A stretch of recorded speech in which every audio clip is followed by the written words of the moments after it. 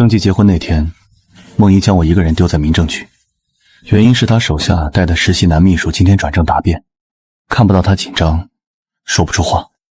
恭喜2位，请在结婚申请到记表上填好你们的信息，最后签上字就可以制作结婚证了。好的，谢谢。8年了，今天我们终于要成为合法夫妻了。阿姨，该你了。签完字，这8年的长跑就算是圆满了。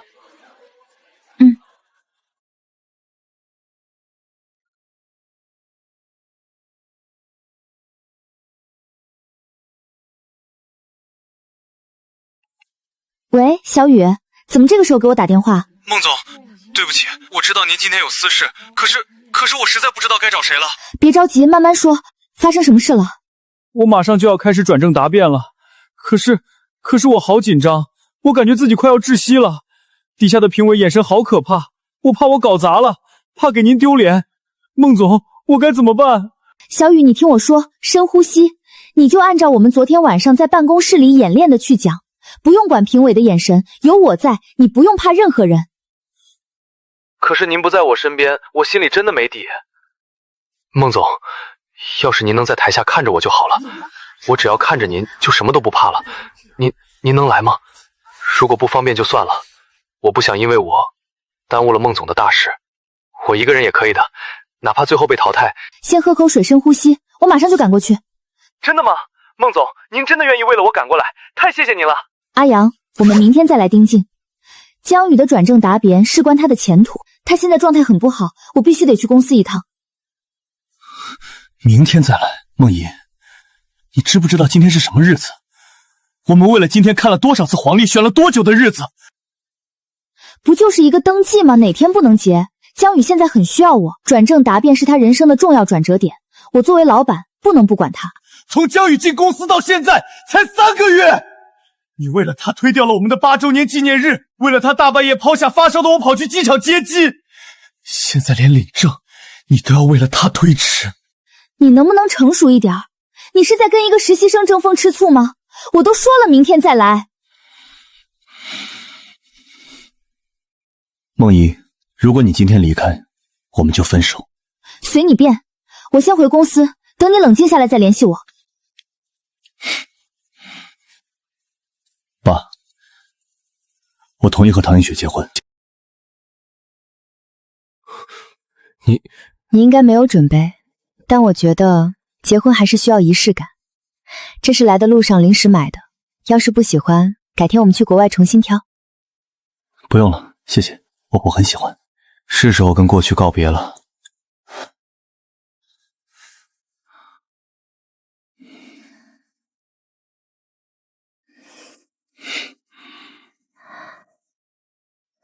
恭喜2位喜结连理，新婚快乐！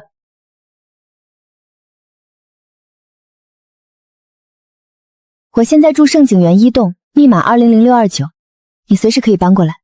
我今天只请了半天假，晚上回去收拾东西，整理好就搬过去。哦，对了，还有这个，这是喜糖，可以分给同事。你要是不愿意就算。没有不愿意，你去上班吧，晚上我来接你。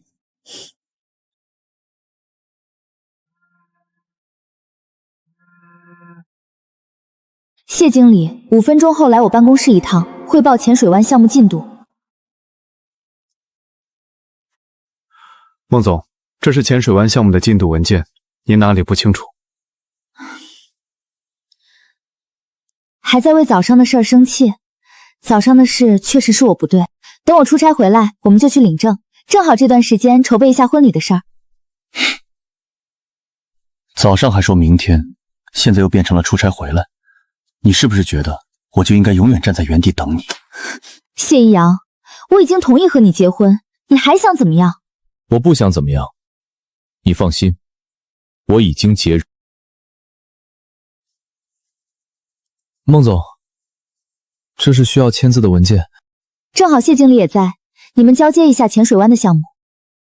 你说什么？交接？江宇明天转去业务部，浅水湾那个项目先给他练手。我辛辛苦苦熬了大半年才做出来的项目，你拿给他练手？这是公司的决定，谢一阳，别无理取闹。准备一下，1个星期内完成交接。如果我就是不同意呢？要么交接项目，要么被辞退，你自己选一个。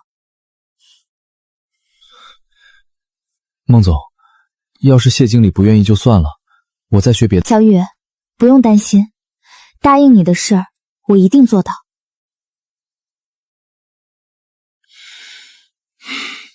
辞职信我待会儿发到你邮箱。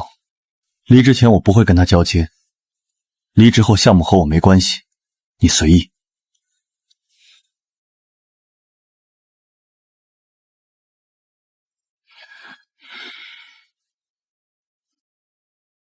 谢经理，这是孟总批的离职申请，我还要陪孟总去瑞士出差，就先回去了。谢谢你的项目。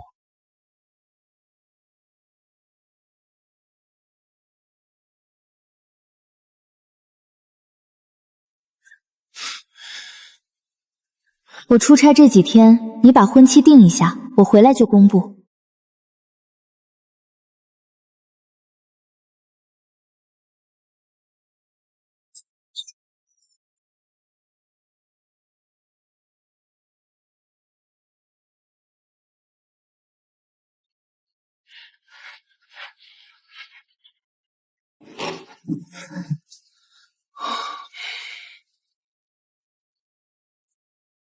喂，你好，我考虑好了，帮我联系买家吧。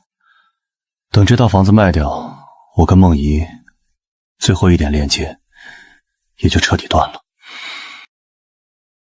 喂，谢一郎，你把我的微信和电话拉黑就算了，还把我所有的东西都寄到公司，你什么意思？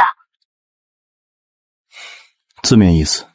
不就是一个项目，你至于这么矫情？难道为难一个刚出社会的男孩能让你有优越感？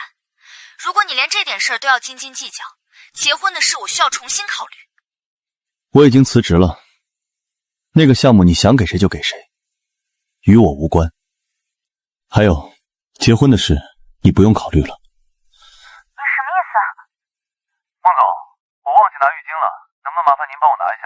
我这边有点事，结婚的事等我回来再聊。听阿姨说你出去了，晚上几点回来？我在家等你一起吃晚饭。马上回家。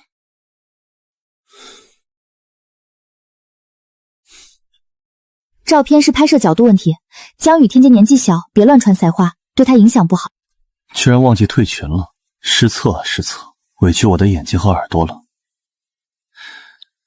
以前别人造我的谣，你连句解释都不肯，现在换成他，你倒是生怕他受一点委屈。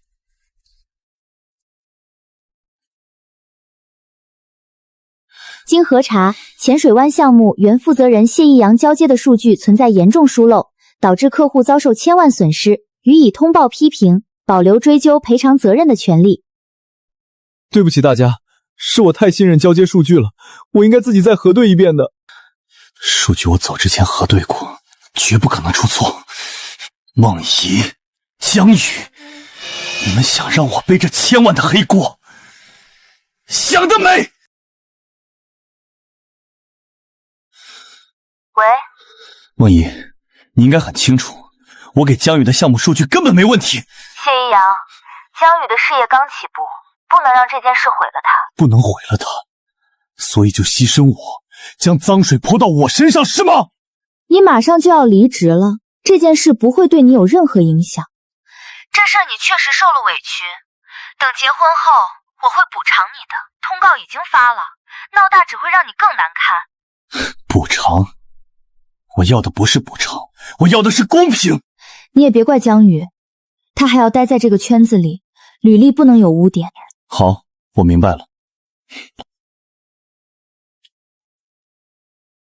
既然你铁了心要护着他，那我们就法庭见。好的，我会按时入职的。再见。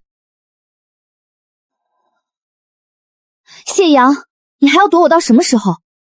喏，之前我送你那块手表不是坏了？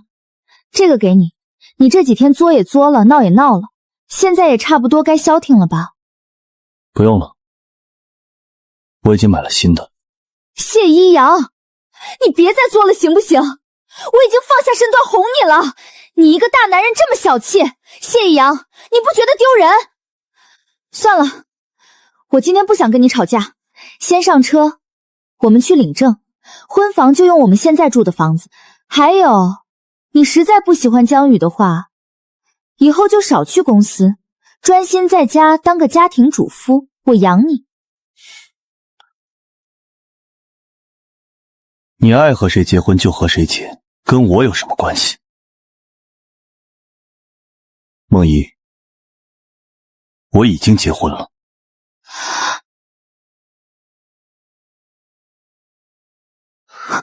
你听懂了吗？不，这不可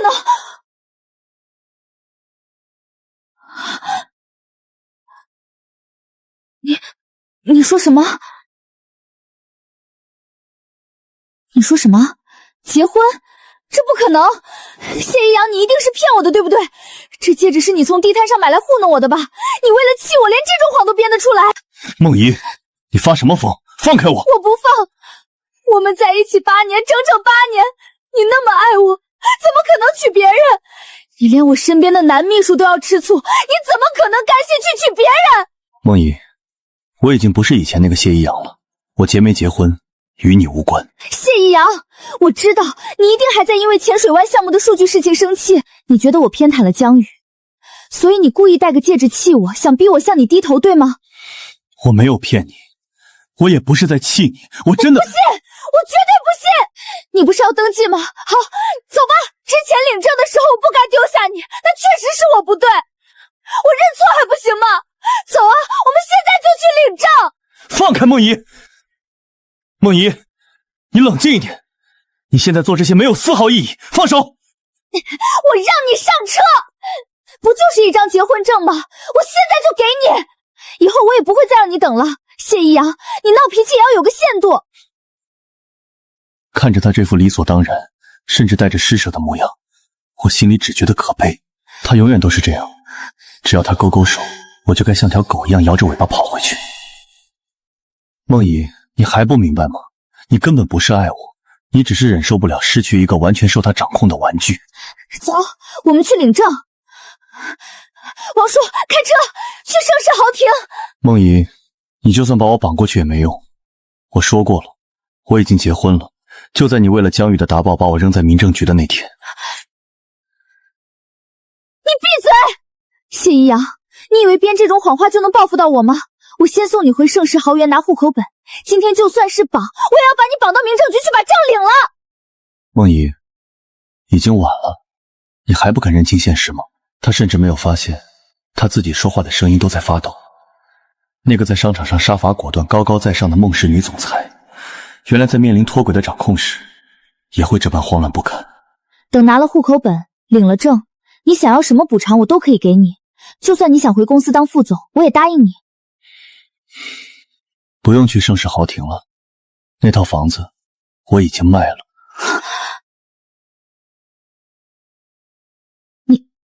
你说什么？你把房子卖了？对，卖了。里面的家具、情侣牙刷，我们一起捏的陶瓷娃娃，还有你留下来的所有衣服，我都当垃圾扔了或者寄给你了。不可能！你怎么敢？那是我们的家，我们在那个两居室住了整整5年，你怎么能说卖就卖？3天前就已经过户了，梦怡。那时候你应该正忙着陪江宇在瑞士看雪，听他在电话里跟你说忘了拿浴巾。我们在那套房子里度过的每一个日夜，曾是我最珍视的宝物，但我早就不再需要那些靠委屈自己换来的施舍了。没事的，没事的，不过是一套房子，卖了就卖了吧，大不了还能再买回来。不拿户口本了，王叔，不去盛世豪厅了，直接去民政局。现在系统联网，只要有身份证也能领证，快点开。是，孟总。民政局5点下班，现在才3点，还来得及，一定来得及的。我们今天就把证领了，谁也拦不住。你这又是何必呢？阿阳，我都安排好了，等领完证，我们就筹备婚礼。你不是一直喜欢马尔代夫吗？我们的婚礼就在马尔代夫办，明天不，今晚我们就飞过去。阿阳，以后你不想去公司就不去，你想去哪儿我们就去哪儿，好不好？我都听你的。看着他这副自欺欺人、摇尾乞怜的模样，我的内心竟然没有丝毫波动，甚至连一点报复的快感都没有。8年啊，如果这些话他能早哪怕1个月说出口，我都会感动得一塌糊涂。阿阳，我知道这几年你委屈，为了我的事业受了很多苦，我发誓以后绝对不会再有江宇，也不会有任何人排在你的前面。梦怡，迟来的深情比草都贱。早在你为了江宇，在所有同事面前将脏水泼给我的时候，我们就没有以后了。我不听，你就是还在生我的气。我不信8年的感情你能说放下就放下。孟总，民政局到了。到此为止吧，别再自欺欺人了。别胡说，下车！阿阳，我们这就去登记。走啊，快下车，把你的身份证给我。梦怡，真的没必要进去，进去只会让你自己更难看。少废话，给我。在一起8年，我很了解梦怡的性格，她是不撞深墙不回头的。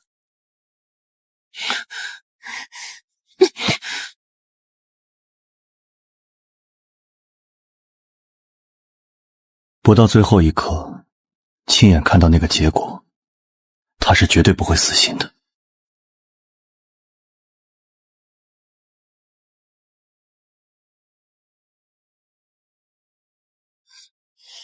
你好，我们来登记结婚。2位户口本没带是吧？那这边用身份证查一下系统。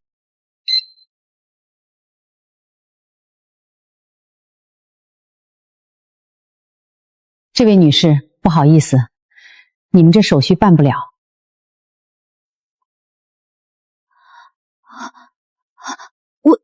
为什么办不了？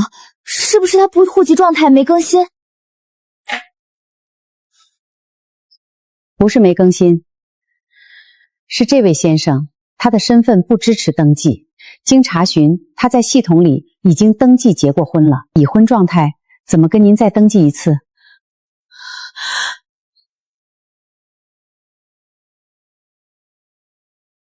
不可能！你一定是搞错了，他怎么可能结婚？他爱了我8年！你再给我查一遍！这位女士，您冲我喊什么？这是国家的婚姻登记系统，能查错吗？他名下清清楚楚挂着合法妻子的名字呢。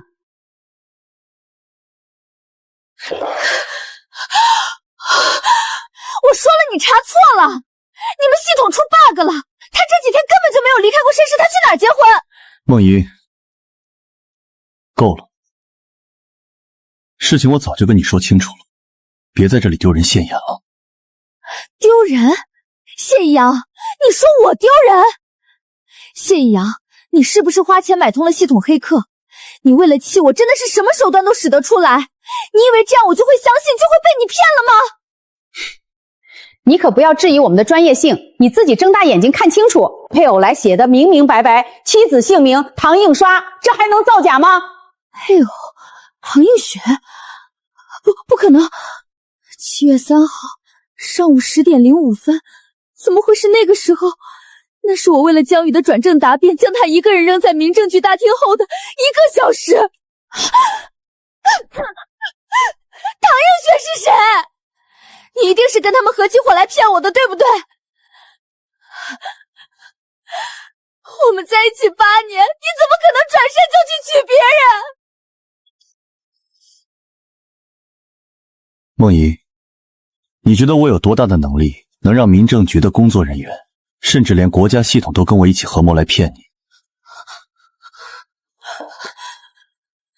不，这不可能！我们明明说好了的，你明明答应我的，等我出差回来我们就去领证，为什么？你为什么要这样做？说好？你和谁说好了？那只是你单方面的命令和索取，我从来没有说过我会永远站在原地等你。这8年，我等够了。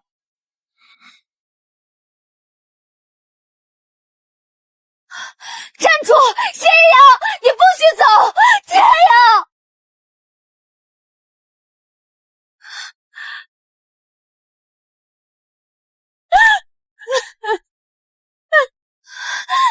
你不许走！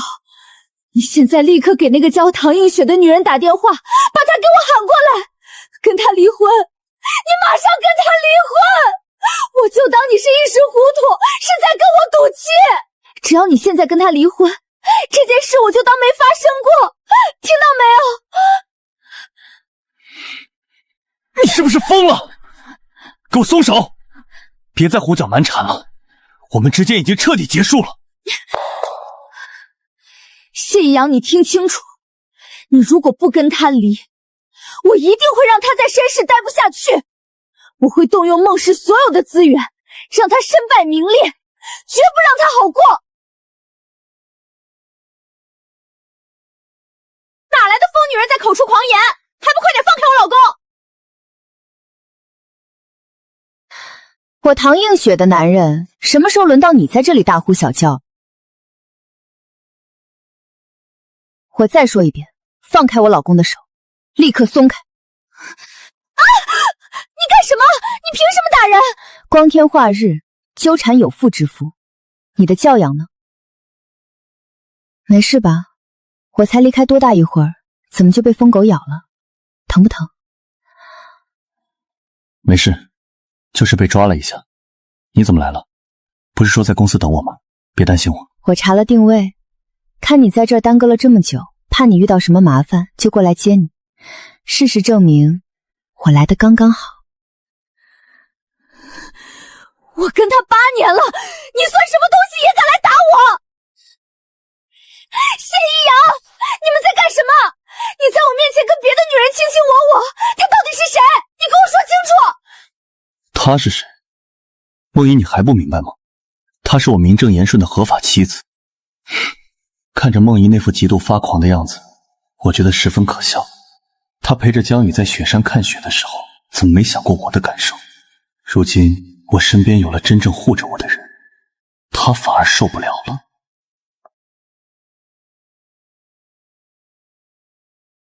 你刚才喊的那么大声，我都听见了。自我介绍一下，我就是你口中那个要被逼着离婚的唐映雪。好啊，你就是那个不要脸倒贴的女人！我警告你，识相，现在就去把婚离了。谢一阳是我的，你最好赶紧离他远点，听明白没有？孟小姐，首先，我跟我丈夫是合法领证、名正言顺的夫妻，我绝对不会跟我丈夫离婚。其次，你刚才说，如果我不离婚，就要让我在申氏待不下去，还要动用孟氏的资源让我身败名裂。没错，你既然知道孟氏，就该知道得罪我是什么下场。只要我一句话，申氏没有一家公司敢要你。是吗？那我还真是拭目以待了。不过，孟小姐，想让我在申氏待不下去，你或者说你们那个刚上市没几天的孟氏集团，恐怕还没有那个能力。你别得意，我跟谢阳在一起整整8年，陪他度过了最艰难的日子。你们才认识几天，他不过是在跟我赌气，利用你来报复我罢了。他根本就不爱你，他心里只有我。你识相的赶紧滚蛋！既然你这么自信，那我就告诉你，在一起8年都没有领证，这只能说明一个问题。孟小姐，你根本就不适合结婚。你胡说八道什么？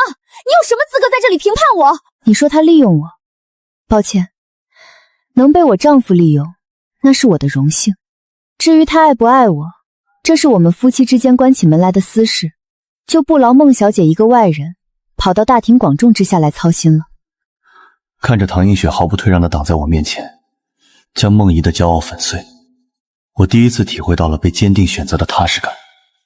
原来好的爱情不是单方面的无限包容，而是双向的并肩作战。不过也是，孟小姐平时忙着关心你的实习男秘书，忙着陪男秘书在瑞士看雪，还要操心男秘书的大小事，应该也没什么时间去操心别的事了吧？你闭嘴！你算个什么东西，也敢来教训我？我今天非得给你点颜色瞧看，让你知道惹我的下场！唐映雪，你这个贱人，给我去死吧！小心，快点躲开！我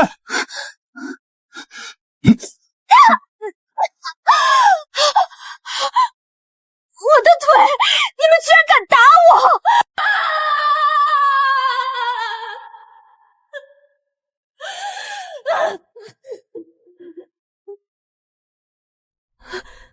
打你，这叫正当防卫。既然孟小姐这么喜欢报警，那就如你所愿。像你这种疯女人，真以为没人治得了吗？报警，把她送去警局，别让她在这里继续丢人现眼了。放开我！你凭什么这么对我？我可是孟氏集团的总裁，你们这是非法拘禁，快点给我放手！孟总在大庭广众之下大吵大闹，扰乱该单位的正常工作秩序，寻衅滋事，这名头够你在里面蹲几天清醒清醒了。哎呀，谢爷爷，你快让他们放开我，别这样对我好不好？我知道错了，我这次真的知道错了，求求你再给我一次机会行不行？我发誓，我保证以后一定会对你好。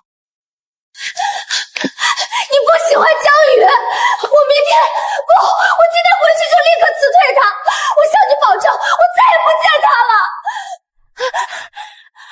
只要你愿意回到我身边，马上跟这个女人去把婚给离了，我以后什么都听你的，绝不惹你生气。哎呀，你看看我，求你了。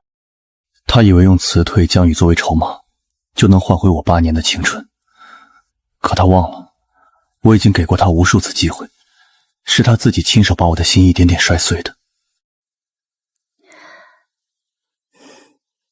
事情都处理完了，我们回家，以后再也没人能打扰我们了。好，都听你的。有你在我身边，我们现在就一起回家。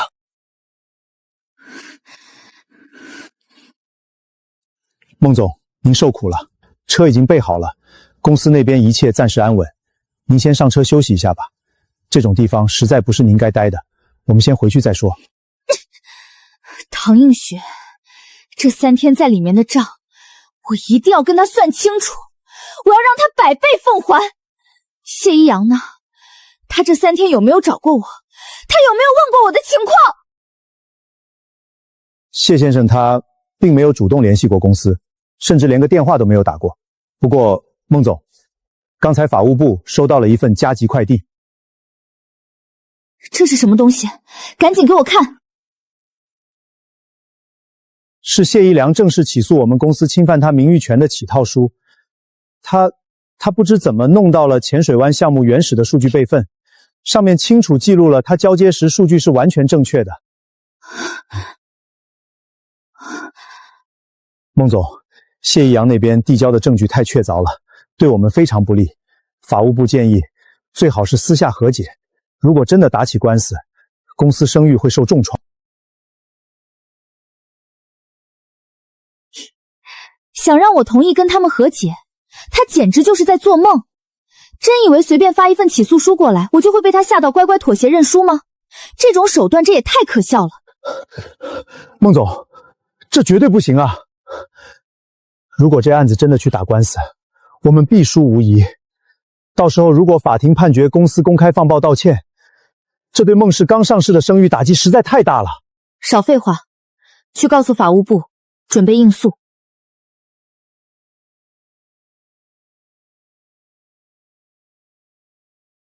如果不打官司，他绝对不会露面见我。应诉是目前唯一能逼他在法庭上跟我当面对着的办法。只要能见到他，我就有十足的把握让他回心转意。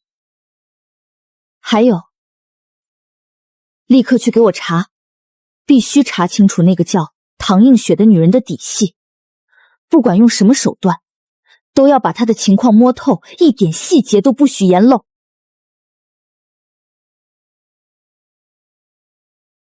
能让我吃这么大的亏，甚至连想出来都要大费功夫，这女人的身份绝对不简单。我要知道她到底有什么通天的背景，敢抢我梦怡的男人。孟总，您总算回来了。谢经理告公司的事情，现在全公司上下都知道了。这2天，大家都在背后对我指指点点，我真是没脸见人了。看你这副委屈的样子，我以前总觉得你处处碰壁却不肯服输的样子，像极了当年陪我一起创业的谢一阳，所以我才对你处处照顾。可是今天，看着这副只会哭哭啼啼的模样，我突然觉得你们也并不像。孟总，我知道我笨，给您添了很多麻烦。如果不是我，谢经理也不会这么生气。您是不是讨厌我了？要是嫌弃我，我就……谢一阳当年被客户刁难大骂1个多小时，他红着眼都没掉过一滴泪，只是一个人扛下了所有的委屈。而你呢，只会装脆弱博同情，原来其实一点都不像。孟总，当时谢经理给我的资料我真的来不及看，客户要的数据又太多太急，我一慌神才会不小心弄错的。我保证以后绝对不会再犯了，求您给我一次弥补的机会吧。谢一阳也会犯错，但他犯错后会直面自己的失误去弥补，承担所有的后果。而你，江宇，出了大错，你第一反应是甩锅给交接的谢一阳，让别人为你的愚蠢和过失买单。我竟然为了这么一个心机深重的废物，弄丢了爱我8年的人。那天在瑞士，我借你的手机给谢一翔打电话，你突然在旁边喊浴巾忘带了，你是故意的吧？不是的，孟总，我不是故意的，我当时真的只是没找到浴巾，您一定要相信我，我怎么敢在您面前耍这种心机？这绝对是个误会。你还要装到什么时候？真以为我看不出你这点上不得台面的小手脚？事到如今你还敢满嘴谎言？真当我是可以任你糊弄的傻子吗？想到就是因为这个绿茶男的一句话，导致谢一阳彻底绝望，甚至转身和别人结了婚，我心里的怒火和悔恨就再也压抑不住了。你口口声声说别人在背后议论你，你连个最基础的数据都结对不好，给公司捅了这么大的篓子，难道不该被议论吗？这点委屈都受不了，你还能干什么？什么？孟总，您怎么能这么说我？以前您明明说不管我犯什么错，您都会原谅我的，难道您现在也嫌弃我了吗？你听不懂人话吗？我问你，自己做错了事，难道还要我继续替你兜底吗？你真以为孟氏集团是你过家家的地方吗？马上给我滚出去！你还有脸问我为什么？浅水湾那么重要的项目，谢一阳走之前连夜把数据核对的清清楚楚，交接单上写的明明白白，你哪怕长了眼睛，都不会给公司捅出上千万的窟窿。孟总，我真的是冤枉的。我一个刚转正的新人，谢经理突然甩手不干了，那么多繁杂的数据，我怎么可能在1天之内全理清楚？客户催得又紧，我只能硬着头皮发过去。我这真的是为了公司赶进度啊！为了公司好，出了事你在大群里阴阳怪气的甩锅，装可怜，让全公司的人去骂一个替公司卖命了8年的老员工，这就是你说的为了公司好？你不仅蠢，而且恶毒，我真是瞎了眼。孟总，是您说要护着我的，是您说我事业刚起步不能有污点，我以为您是懂我的，您怎么能现在全怪到我头上？您不能这样对我啊！闭嘴！如果不是你天天在我面前装柔弱，如果不是你在那个节骨眼上故意喊那句浴巾，谢一阳根本不会对我彻底死心，他不会跟我分手，更不会转头去娶别的女人。你这个废物，毁了我的一切！啊！孟总，滚！立刻滚！拿着你的东西给我滚出公司！我一眼都不想再看到你，马上给我消失，别再出现在我面前！孟总，您消消气，江宇那边刚才跑出去的时候一直在哭，需不需要我去处理一下？马上让他办离职，1分钱补偿金都不许给，立刻让他给我滚出绅士的行业圈！是，我马上去办。另外，孟总，关于谢一阳起诉我们的案子，法务部那边压力真的很大，他提交的证据链太完整了，公章、签字、邮件往来一应俱全。如果硬打，我们100%败诉。败诉就败诉，只要能逼他出庭，只要能让我当面见到他输个官司算什么？我就算是搭上整个孟氏，也要让他来见我。可是孟总，这会影响公司的声誉和刚上市的股价呀。股价，孟氏集团能有今天，有一半是他谢一象的功劳。没有他，这个公司就是个没有灵魂的空壳。我现在还在乎什么股价吗？这支钢笔是他当年花了所有的积蓄买给我的。他说每次签字的时候，都像是他在旁边陪着我。这么多年我都留着它，我居然为了江宇那种人，弄丢了对我最好的人。孟总，您这是何苦呢？既然错过了，不如就放下吧，给自己留点体面。公司里还有很多事情等着您去处理。不可能！我绝对不会放弃8年的感情，我就算死缠烂打，一定要把谢一浩从那个唐一雪身边抢回来。去准备车，半个月后的开庭，我要亲自去。映雪，今天又麻烦你陪我跑一趟了。其实这半个月我一直在忙着找新工作，律师那边也都是你在帮忙垫接，我都不知道该怎么感谢你了，真的辛苦你了。我们都已经领证结婚半个月了，你还跟我这么见外？你的事儿就是我的事儿，而且对付孟氏集团那种不讲理的公司，就得用最专业的律师团队，一次性把他们打疼。我只是没想到，孟一居然头铁到拒绝庭外和解，非要把事情闹到法庭上，这对孟氏刚上市的声誉，绝对是一个沉重的打击。他这真的是疯了吧？他拒绝和解，根本不是为了公司的利益，他只是算准了，如果私下和解，全权委托律师，你绝对不会出面见他。他这是在拿整个公司的前途作为筹码，逼你现身呢。逼我现身，他以为在法庭上见到我，我就会心软撤诉吗？他太高估他在我心里的位置了。我早就对他彻底死心，不可能再回头了。既然他想见，那今天我们就光明正大的去见。老公，你记住，今天在法庭上，你不需要留任何情面，该拿回来的清白和公道，我唐映雪一定帮你争到底。谁敢欺负你，我就让谁付出代价。不管孟氏集团有多大的背景，我也绝不允许他们往你身上泼半点脏水。你只要安心做你自己就好。阿阳，你终于肯见我了。这半个月我给你打了无数个电话，你换了号码，我怎么都找不到你。你知不知道我有多想你？我快疯了。孟总，请注意你的称呼，这里是法院，我们现在只有原告和被告的关系。我不认为我们之间还有什么其他需要私下交流的必要。阿阳，你非要用这种语气跟我说话吗？我已经把江宇辞退了，我让他滚出了绅士，他以后再也不会出现在我们面前了。盛世豪庭的房子我也花高价买回来了，里面的东西我一件一件全凭记忆重新买好了。我真的知道错了，我们回到以前好吗？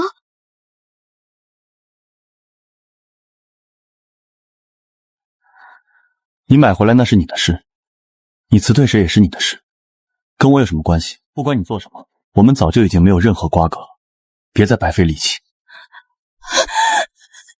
怎么没关系？那是我们的家呀！你原谅我这一次行不行？孟小姐，这里是法院，不是你撒泼打滚求复合的菜市场。麻烦你自重。你闭嘴！这是我跟谢一煌之间的事情，轮不到你一个外人插嘴。外人？我是他的合法妻子，而你只是一个马上要在法庭上我丈夫公开道歉的败诉者。孟小姐还是留点力气在庭上狡辩吧。审判长，我方提交的证据一是原告谢义阳离职当天的完整交接邮件，以及浅水湾项目的数据云端备份，上面清晰显示原告移交的数据准确率高达100%。审判长，我方对证据的真实性没有异议，但是公司发布通报只是因为内部管理流程出现了一点小的误会，并非故意针对原告谢一航，我方绝对没有主观上的恶意栽赃。误会，被告在未做任何严谨核查的情况下，直接在全公司群发布公开文件通报批评，甚至在外部行业群里也散播了对原告不利的言论，这种行为性质极其恶劣。原告方已经做出了详尽的陈述与指控，根据法定程序，现在由被告本人进行最后的补充说明。被告法定代表人孟怡，你有什么要辩护的吗？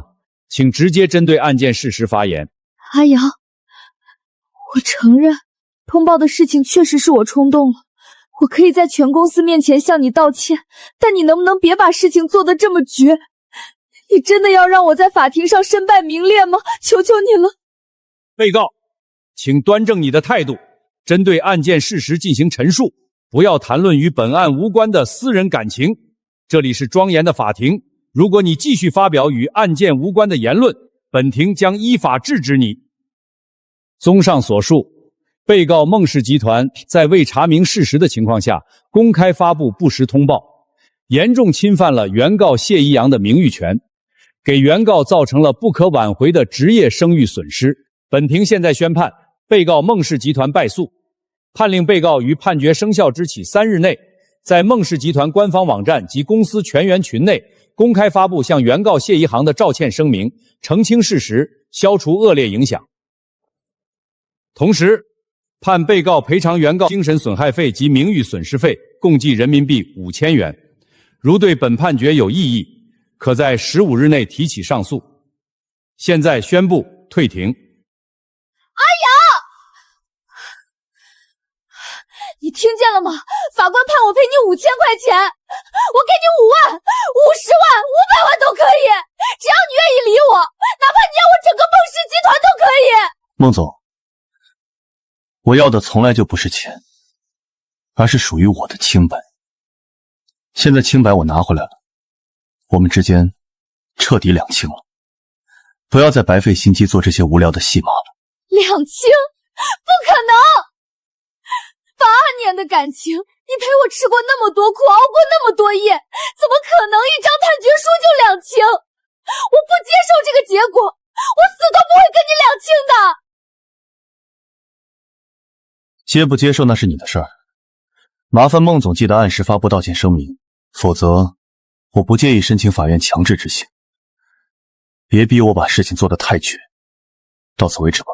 老公，恭喜你，终于洗清了冤屈，感觉怎么样？感觉就像卸下了一块压在心头的大石头，不仅是洗清了冤屈，更是彻底告别了过去那个自己。我订了绅士最好的餐厅，庆祝你重获新生。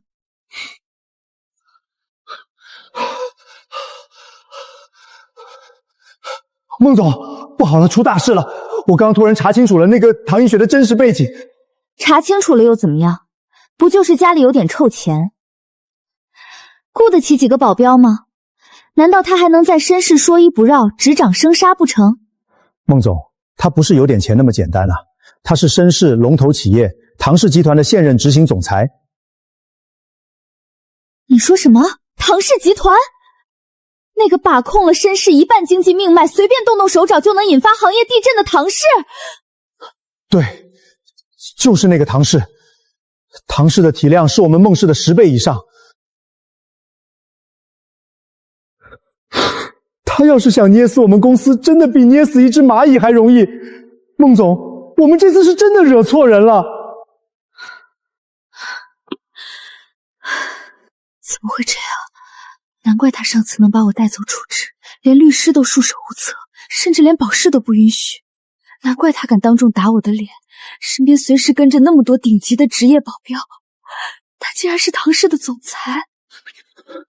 孟总，法务部那边建议我们赶紧按照法院的判决执行，立刻发道歉声明，而且千万不要再去招惹谢先生了，万一惹怒了唐映雪，唐氏随便动用点商业手段，我们的合作商就会全部跑光，公司就彻底完了。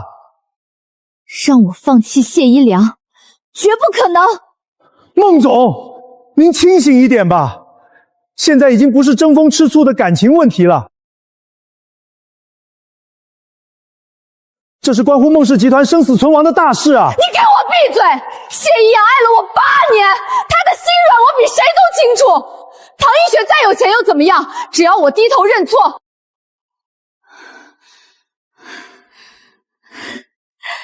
只要我装得足够可怜，谢一阳一定会原谅我的。可是孟总，谢先生刚才在法庭上的态度您也看到了，他根本就不想理您，他连看都不想多看您一眼啊。那是因为他还在气头上，他肯定是被唐艺昕那个女人的权力逼着，才对我那么冷漠的。不行，我不能就这么放他走，我必须单独跟他谈谈。只要没有唐映雪在旁边碍事，他一定会回到我身边的。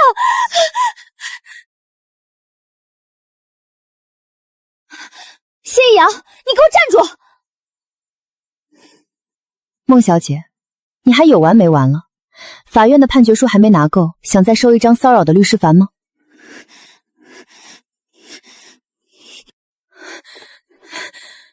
唐映雪，你少在这里狐假虎威！你别以为你是唐氏集团的总裁就可以为所欲为。谢一翔根本就不知道你的真实身份，你一直在骗他，你不过是在玩弄他。他是唐氏集团总裁这件事，我早就知道了，不需要你在这里挑拨离间。你知道？你既然知道他身份这么高，你怎么可能毫无心理负担的跟他结婚？谢一阳，你一定是被他包养了，对不对？你是有骨气的人，当年跟着我吃泡面都不含苦，你怎么能为了钱去吃软饭？听到这句话，我只觉得无比荒谬。在他的世界里，感情永远都是可以用价值和地位来衡量的。他自己为了利益可以牺牲我，就以为我也会为了利益去攀附别人。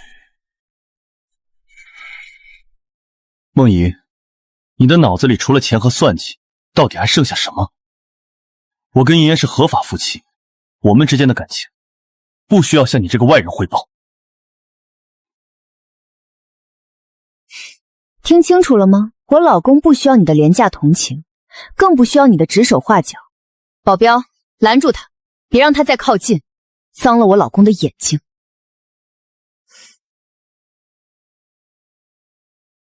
不！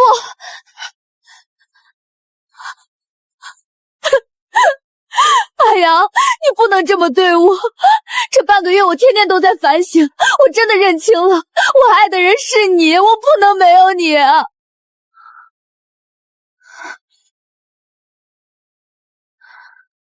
梦怡，给自己留最后一点体面吧。法庭也上了，判决也下了，我们之间已经什么都不剩了。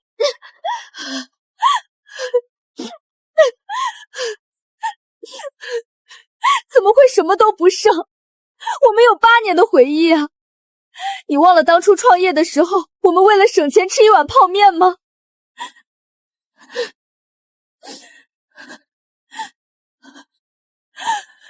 你忘了你拿全部积蓄给我买的那支钢笔吗？我还留着，我一直都留着。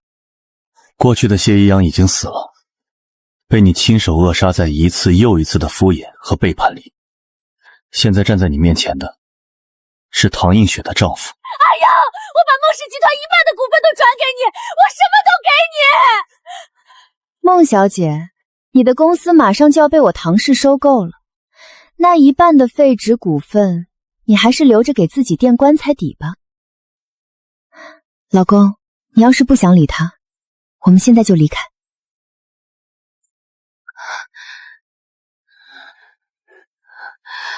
阿阳，我想跟你谈谈。阿阳，我想跟你谈谈。谈谈？梦怡，你觉得我们之间还有什么可谈的？谈谈我们的过去，哪怕就10分钟。阿阳，我知道这半个月来，你一定是故意冷落我，想让我体会你当初的绝望。现在我体会到了，我真的痛不欲生。只要你愿意跟我谈，你要我怎么赎罪都可以。赎罪？梦怡，你到现在还觉得我是在跟你赌气吗？你错了。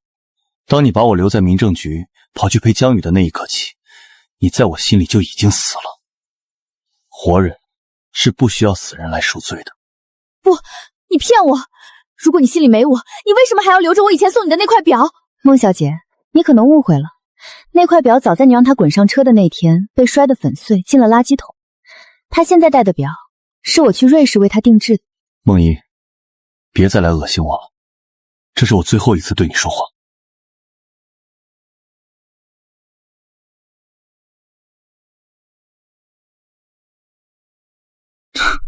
真可笑。下午孟氏集团终于用官方账号发了道歉声明，还了我的清白。不仅道歉了，声明里还指名道姓，把所有责任都推给了那个叫江宇的实习生。是啊，当初在公司发通报批评我的时候，孟怡口口声声护着江宇，说他事业刚起步，不能被这件事毁了。如今大难临头，他倒是不在意江宇的死活了，毫不犹豫的就把他推出来当了替罪羊。这种自私自利的女人，最爱的永远只有她自己。你的那些前同事们呢？平时不是挺会落井下石的吗？见风使舵罢了。当初在公司群里跟风骂我的人，现在全在给我道歉。还有几个墙头草，特意把江宇在群里被指着鼻子痛骂的截图发给我看。当初江宇装可怜，引导别人误会我，如今这回旋镖结结实实的炸回了他自己身上。你要回复他们吗？没必要了，我全删了。过去的人和事，从此跟我没有任何关系。孟氏集团当初是你陪他一起熬了无数个通宵才创立起来的，如今落成这个烂摊子，你有没有兴趣把它抢过来自己管理？算了，我对管理那个乌烟瘴气的公司没有任何兴趣，那里面全是我这辈子最恶心的回忆。既然你不要，那孟氏集团也就没有继续存在于身世的必要了。阿阳，你让我见见阿阳！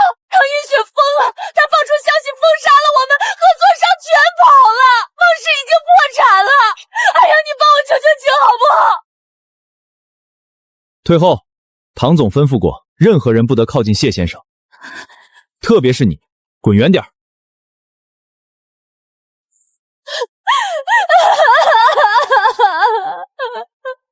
谢经理正式升业务部经理，老板您这个月业绩又是第一呢。对了，您听说了吗？申氏商界出了2个大瓜。什么大瓜？那个刚破产被收购的孟氏集团原总裁孟怡，听说一蹶不振，天天酗酒。前2天酒后在街边发疯跟人起冲突，直接被人打断了一条腿，以后只能是个瘸子，彻底销声匿迹了。每个人都要为自己的选择付出代价。还有更扯的，那个把孟氏搞垮的实习生在申氏混不下去，逃去外地，结果故技重施去勾引女老板，被人家正牌老公当场撞见，相关画面发到网上，被网友纷纷嘲讽。神秘，不仅如此，听说有个因为老婆卷钱跟情人跑路，精神受了刺激的男人，他还在玩这一套。在街上认出了视频里的江宇，那男人直接把他扭送到了警局，结果一查，他竟然还涉嫌多起案件，这下半辈子算是彻底进去了。听到这些，我的内心竟毫无波澜。那些企图用谎言和背叛踩着别人上位的人，最终都坠入了万劫不复的深渊。好了，外人的事当个故事听就行了。去通知大家开会，跟进咱们手头的新项目。